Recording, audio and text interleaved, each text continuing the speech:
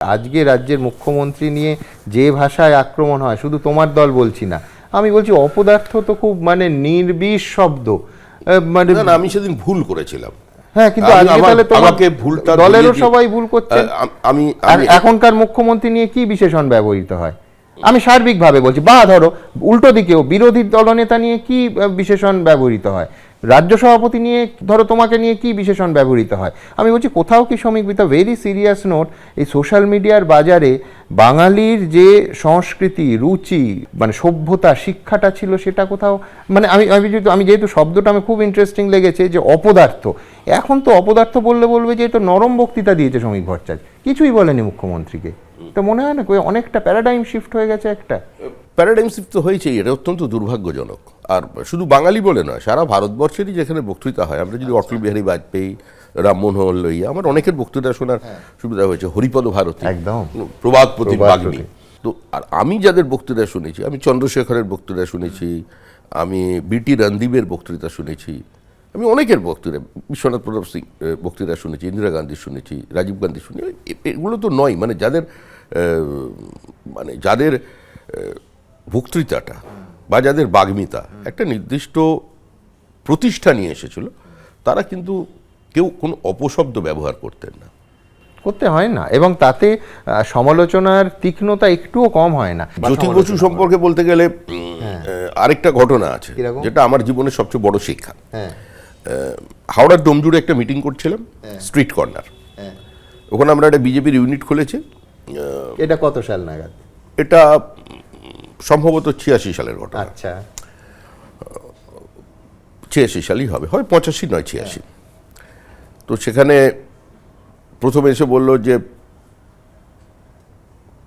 তোমরা যা বললে এখানে দাঁড়িয়ে মঞ্চে, সেটা মাইকে উঠে বলো, সিপিএম উইথড্র করতে হবে। এটা তো সম্ভব নয়। আরও লোক বাড়লো, তার বললো কান ধরে উঠবোস করতে হবে এখানে। তো এই নিয়ে যা হয় চলো হলো। তো যথারীতি আমাদের ধাক্কা টাক্কা মেরে ওখান থেকে বার করে দিল। আমি একটা মোটর সাইকেলে যখন উঠছি, তখন মোটর সাইকেলের উপরে ওই আমাদের হাওড়া তো মানে বোমা একটা মোটামুটি শিল্প বহুদিন ধরেই ছিল, তা একটা বোমা মারলো, গায়ে পারিনি, একটু দূরে, তা কয়েকটা দাগ এখনো আমার শরীরে আছে, স্প্লিট দাগ আছে। তো মারার পর মাথাটাও গরম ছিল। এরপরে হাওড়ায় আমাদের একটা ছোট্ট দলীয় কার্যালয়, যেটা হাওড়া জেলা পার্টি অফিস, করে খুবই ছোট, যদিও সেই অফিসে হরিপদ ভারতী এসছেন, সমস্ত নেতারাই গেছেন, তপন শিকদার গেছেন, কেউ যাননি এরকম না, অনেক সর্বভারতীয় নেতারাও গিয়ে বসেছেন। তো সেই অফিসের পাশে একটা ওই আধা স্ট্রিট কর্নার আধা সভার মিটিং হচ্ছে। প্রধান বক্তা হচ্ছে তপন শিকদার, পঞ্চাননতলা রোডের ওখানে, তার আগের বক্তা আমি। তা তখন আমার বক্তৃতায় ভিড় হতো তখন থেকে।